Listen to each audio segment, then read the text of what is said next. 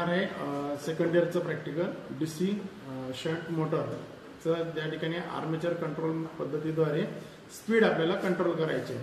तर कसं करणार आहे ते आपण या ठिकाणी बघूया. बघा या ठिकाणी जी डायग्राम्स दिलेली आहे बघा, आर्मेचर रेजिस्टन्स पद्धतीने डीसी शंट मोटरची गती नियंत्रित करणे. यासाठी जे काही साहित्य लागतं ते पहिले बघूया आपण या ठिकाणी. बघा या ठिकाणी लागेल insulated cutting pliers, tachometer, megger, MC voltmeter 0 ते 300 व्होल्ट, एमसी ॲमीटर 0 ते 15 एम्पियर. परत इथे लागेल screwdriver 200 mm, electrician knife 100 mm, test lamp, MC ammeter. आणि या ठिकाणी इक्विपमेंट्समध्ये डीसी शंट मोटर, कारण की डीसी शंट मोटरचं प्रॅक्टिकल तर डीसी शंट मोटर लागेल आपल्याला. रिओस्टॅट लागतील 200 ओमचा 1 एम्पियरवाला, 3 पॉईंट स्टार्टर 15 एम्पियरवाला, 220 व्होल्टेज किंवा 4 पॉईंट स्टार्टर. आणि नंतर लागेल आपल्याला फ्यूज वायर आणि पीव्हीसी इन्सुलेटेड कॉपर वायर. आता यामध्ये या प्रॅक्टिकलमध्ये आपण काय शिकणार आहे तर जे की स्किल्स आहेत, टेस्टिंग, कनेक्शन, स्टार्ट आणि रीडिंग, हे स्किल्स आपण या प्रॅक्टिकलच्या मार्फत शिकणार आहे. तर बघा याच्या ठिकाणी हिची जी पुढची डायग्राम जी दिलेली आहे तर ती डायग्राम कोणती आहे की ही डायग्राम दिलेली आहे आपल्याला. आर्मेचर रेजिस्टन्स पद्धतीने डीसी शंट मोटरची गती नियंत्रित करणे. डायग्राम समजून घ्या पहिल्यांदा या ठिकाणी की जसं या ठिकाणी बघा ही जे शंट मोटर दिलेली आहे या ठिकाणी armature A1 A2 E1 A2 हे जे दोन आहेत एकमेकाच्या समोर जोडलेले आहे, शंटमध्ये जोडलेले आहे म्हणजे पॅरललमध्ये जोडलेले आहे. पॅरललमध्ये जोडल्यानंतर आता याच्यावर काय करायचं आपल्याला आर्मेचर रेजिस्टन्स पद्धतीने जोडायचं आहे. मग त्याची जे गती जे कंट्रोल करायची तर त्याच्या अगोदर बघा आर्मेचरच्या अगोदर लावलाय रेजिस्टन्स. ओके, रेजिस्टन्स हा कोणता आहे व्हेरिएबल रेजिस्टन्स लावलाय. इथं लावलाय आपण ॲमीटर की याच्या मार्फत आपल्याला किती करंट जातोय आर्मेचरला. नंतर आहे जो आपण इथं घेतलाय हा फील्डला डायरेक्ट करंट. हे जे समोर वर दिलेलं आहे 3 पॉईंट स्टार्टर दिलेलं आहे. आणि याला जो सप्लाय देतो आपण डीसी सप्लाय बघा इथून दिला डीसी सप्लाय इनपुट. पॉझिटिव्ह टोक वर आहे, निगेटिव्ह टोक खाली असेल. तर पॉझिटिव्ह टोक सरळ 3 पॉईंट स्टार्टरला एल टोकाला दिलं. एल पासून ते बघा तुम्हाला याच्या अगोदर पण आपण 3 पॉईंट स्टार्टरचं दिलेलं आहे. त्यामध्ये जो सप्लाय जातो तो आर्मेचर आणि फील्डला जाणार. मग आर्मेचरला जो सप्लाय येईल तो ॲमीटर व्हेरिएबल रेजिस्टन्स प्लस या ठिकाणी आर्मेचर मध्ये येईल. आणि त्याच्याच बाजूला तुम्ही आपण काय करू शकता व्होल्टेज सुद्धा मोजू शकता. माझा शंट मध्ये जोडलेला म्हणजे काय A2 आणि E2 शॉर्ट केले त्याला जोडलं आपण निगेटिव्ह टर्मिनल. आणि हे जे दोन टर्मिनल आहे A1 आणि E1 याला जोडलं आपण पॉझिटिव्ह, तो कशाच्या स्टार्टर मार्फत जोडलेला आहे. आता असं जे कनेक्शन केलेलं आहे तेच कनेक्शन आपल्याला ऍक्च्युअल मध्ये बघायचं केलेलं आहे की नाही आपण. तर बघा या ठिकाणी जे जोडलेलं आहे ही पॉझिटिव्ह निगेटिव्हची वायर म्हणजे डीसी सप्लाय जोडलेला आपण डीसी सप्लाय करून घेतलाय. तर त्या ठिकाणी बघा AC to DC shunt generator दिलेला आहे. त्या जनरेटर मार्फत आपण हा डीसी सप्लाय या ठिकाणी घेतलेला आहे. मग हे बघा या ठिकाणी जर शंट मोटर आहे तर आपण काय केलं की या ठिकाणी स्टार्टर घेतलंय 3 पॉईंट स्टार्टर. हा आपण ऍक्च्युअली घेतलेला 4 पॉईंट पण वापर करणार आपण त्याचा 3 पॉईंट सारखा. मग या ठिकाणी बघा 4 पॉईंट स्टार्टर दिलेला आहे, 4 पॉईंट डीसी स्टार्टर, व्होल्टेज दिलेला 220 व्होल्टेज, एम्पियर दिलेला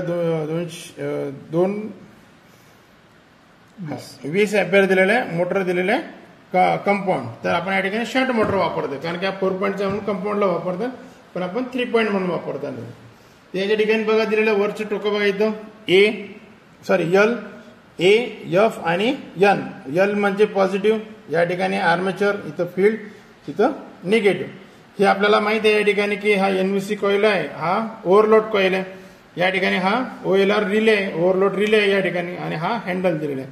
याच्या मार्फत हे रेजिस्टन्स जोडलेले 1 2 3 4 5 आले. आणि ज्यावेळेस हे मशीन स्टार्ट केलं जाईल इकडनं त्यावेळेस हा सप्लाय काही पुढे जाईल. आता बघा हा जो पॉझिटिव्हचा सप्लाय होता निगेटिव्हचा, हे बघा पॉझिटिव्ह आणि निगेटिव्ह. तर पॉझिटिव्हची वायर जोडलेली आपण एलला, निगेटिव्हची जोडली आहे निगेटिव्हशी. आणि याच्या मार्फत जो सप्लाय घेतला आपण बघा जी दुसरी वायर घेतली बघा, हा जो वायरचं घेतलाय आर्मेचर मधून, तर आर्मेचर मधून सरळ बघा याच्यात जे जसं तुम्हाला दाखवलं होतं की ॲमीटरला जोडलंय, तर ॲमीटरच्या पहिल्या टोकाला जोडले, ॲमीटरच्या दुसऱ्या टोकाला जोडले रेजिस्टन्स. इथं बघा हा रेओस्टॅट दिलेला 300 ओमचा रेओस्टॅट दिलेला आहे. आणि या ठिकाणी ह्या रेजिस्टन्सच्या पहिल्या टोकाला, या रेजिस्टन्सच्या पहिल्या टोकातून व्हेरिएबल रेजिस्टन्सच्या दुसऱ्या टोकातून काय केलं आपण जो सप्लाय दिलाय तो सरळ दिलाय आर्मेचरला. ही जे दोन टोकं आहेत हे आर्मेचर, या ठिकाणी A1 हा A2 हा F1 F2 दिलेला आहे, त्याच्या पहिल्या टोकाला दिलं. म्हणजे हे जे कनेक्शन बघा इथं हे याच्या मार्फत जे कनेक्शन दिलं ना, हे असं कनेक्शन आपण या ठिकाणी कम्प्लीट केलं. हा जो 2 कनेक्शन आहे 2 A2चा हा A2चा दिला निगेटिव्ह, तर आला याला पण काय केलंय पण हे बघा याचा हा जो पॉईंट दिलेला आहे हा निगेटिव्ह मधून जो मेन निगेटिव्ह होता निगेटिव्हतून परत निगेटिव्ह घेतला या ठिकाणी A2 E2 म्हणजे फील्डचा जो टोक आहे ते या ठिकाणी शॉर्ट केलेलं आहे त्याचाच एक निगेटिव्ह टर्मिनल या ठिकाणी घेतला आणि तो कशाला दिला आपण व्होल्ट मीटरला. ते बघा या ठिकाणी पण दिलेला आहे तुम्हाला निगेटिव्हचा इथं व्होल्ट मीटर दिला स्टार्टिंगला आणि एंडिंगला. त्या पद्धतीने हा काय केला या ठिकाणी आपण जोडलेला. मग आता याचं जे स्टार्टिंग कुठे ही या ठिकाणी ओके म्हणजे व्होल्ट मीटर याच्या आपण सिरीजमध्ये सॉरी पॅरलमध्ये आपल्याला जोडता येईल. आता काय केलं की हे जे दोन टोक आहेत पुढचे हा फील्डचा हे फील्डचं टोक सरळ आपल्याला फील्डला कुठे काही जोडलेलं नाही ना त्याच्यामुळे फील्डच्या याच्यात सरळ आपण वायर लावले म्हणजे हे जे कनेक्शन्स प्रमाणे आहेत हे सगळं कनेक्शन या ठिकाणी केलेलं आहे. आता असं जे कनेक्शन्स आहेत ते कनेक्शन केल्यानंतर आपण व्हेरीफाय पण केलं एकदा चेक पण करून घेतलं. त्याच्यानंतर बघा की ही जी मोटरची जी कॅपॅसिटी आहे ती तुम्हाला त्याच्यात दाखवली होती बघा मोटरची कॅपॅसिटी सुद्धा दाखवली. डीसी शंट मोटर HP 2 ते 3 आहे आणि व्होल्टेज 220 RPM 44 एम्पियर 12 फेज 1 असं या ठिकाणी रेटिंग पण दिलेलं आहे आपल्याला. तर या ठिकाणी आपण काय करू की मशीन स्टार्ट करू. डीसी सप्लाय स्टार्ट करा. डीसी सप्लाय जनरेटर आपण जर स्टार्ट केलं तर या ठिकाणी काही डीसी सप्लाय येईल या ठिकाणी बरोबर. येणारा डीसी सप्लाय आपण या ठिकाणी चेक करूया पॉझिटिव्ह आणि निगेटिव्ह. बघा या ठिकाणी मल्टीमीटर्स आहे. मल्टीमीटरला कॉमनला काळ्या कलरची वायर लावली व्होल्टेजला लाल कलरची वायर लावली. या ठिकाणी मल्टीमीटरची रेंज जी आहे ते डीसीची लावली आणि आता आपण या ठिकाणी सप्लाय चेक करतो एक पॉझिटिव्हला एक निगेटिव्हला. तर या ठिकाणी व्होल्टेज बघा किती आलंय 208 व्होल्टेज. जरासा व्होल्टेज वाढव रे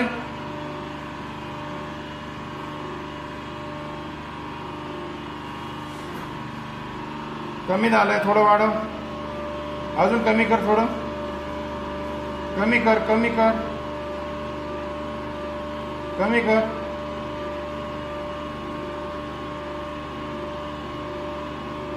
आणखी कमी कर. हा ठीक आहे 230 234 पर्यंत आलेलं आहे. अजून कमी कर थोडं 20 पर्यंत जाते. बघा आपण इथे व्होल्टेज कमी करतोय ठीक आहे. हा ठीक आहे बघा 225 पर्यंत आपण व्होल्टेज आणले बरोबर. इनपुट व्होल्टेज घेतलं या ठिकाणी ठीक आहे. इथं पॉझिटिव्ह आहे इथं निगेटिव्ह टोक जोडले. मल्टीमीटरच्या द्वारे आपण व्होल्टेज या ठिकाणी काय करतोय चेक करतोय. आपण तुम्हाला चेक करून दाखवलं. आता हे जे कनेक्शन्स आहे याच्या हिशोबाने आपण लावले. इथं बघा हा जो टोक आहे इथं निगेटिव्ह लावले इथं पॉझिटिव्ह लावलं कारण की 300 व्होल्टच आहे. जर त्यापेक्षा जास्त असतं तर या ठिकाणी लावलं असतं आणि कमी जर असतं तिथं लावलं असतं. आता या ठिकाणी आपण मशीन स्टार्ट करतोय हात काढता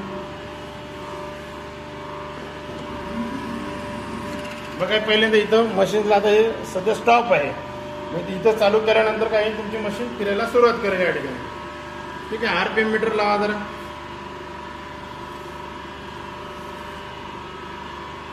बघा RPM वर जरा लक्ष द्या. पहिला रेजिस्टन्स दुसरा तिसरा आणि चौथा पार केला या ठिकाणी बरोबर. किती आहे सध्या RPM 1290. जरा रेजिस्टन्स कमी जास्त करा कारण की आपण फील्ड कंट्रोल पद्धत करतोय ना सॉरी आर्मेचर कंट्रोल करतोय ना करू लाग जरा.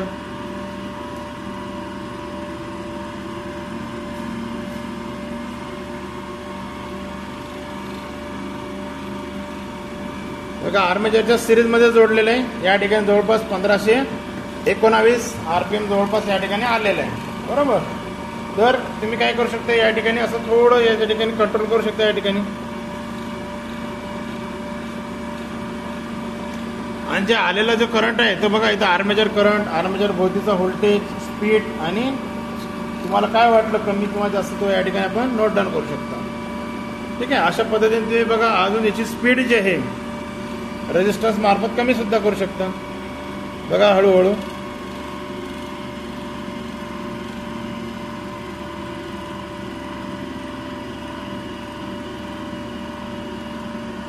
लास्ट कमी कितपर्यंत केली 1246 पर्यंत 47 पर्यंत आपण याची काय केली स्पीड ही कमी केलेली आहे. अजून वाढवायची असली तर किती करतो जवळपास 1500 पर्यंत होऊ शकते. याच प्रॅक्टिकलला काय म्हणतो आपण आर्मेचर रेजिस्टन्स पद्धतीने काय करतो आपण त्या ठिकाणी मोटरची स्पीड जशी शंट मोटरची स्पीड नियंत्रित करतो, बरोबर. स्पीड कंट्रोल मोटर आपण त्या ठिकाणी आपण करू शकतो. ओके, अशा पद्धतीने जो काही दिलेला आपला रेजिस्टन्स आहे आणि या व्हेरिएबल रेजिस्टन्स मार्फत आपण काय करू शकतो, त्याला स्पीड कंट्रोल करू शकतो. बघा या ठिकाणी जे मीटर्स वापरले जे व्यवस्थित कनेक्शन्स करणं ही सर्वात मोठी दक्षता आहे आपल्याला. कुठे काम करताना या ठिकाणी आपल्याला शॉक नाही लागला पाहिजे. जे की रिडिंग घेणारच आहेत ते आपण व्यवस्थित तक्त्यामध्ये घेतले पाहिजे. आणि या ठिकाणी याचं जे कॅल्क्युलेशन या प्रॅक्टिकलच्या मार्फत आपल्याला काय कळतं की DC shunt motor, 3 point starter, 4 point starter किंवा 2 पैकी एक स्टार्टर आपण त्या ठिकाणी वापरू शकतो. आणि त्याचे कनेक्शन्स आणि त्याच्यापासून जो आउटपुट मिळतो की आपल्याला त्याची स्पीड कमी आणि जास्त करणे. तर या प्रॅक्टिकलचं आपण त्या ठिकाणी काय करू शकतो, सोल्युशन्स काढू शकतो की आपल्याला स्पीड कमी जास्त कशा पद्धतीने काढू शकतो. जी की ॲक्टिव्ह स्पीड आहे त्याच्यात बघा मोटरला दिलेले 1400 RPM दिलेले, त्यापेक्षा थोडीशी तुम्ही वाढवू शकता, 1500 RPM पर्यंत त्याला जाऊ शकतो. तर चॅनलवर तुम्ही नवीन असाल तर या ठिकाणी चॅनलला सबस्क्राईब करा, जेणेकरून येणार तुम्हाला यूट्यूबचे व्हिडिओज जे इलेक्ट्रिशियन संदर्भात ते तुम्हाला प्रथम मिळतील. धन्यवाद. विद्यार्थी मित्रांनो, तर कसा वाटला तुम्हाला आजचा व्हिडिओ?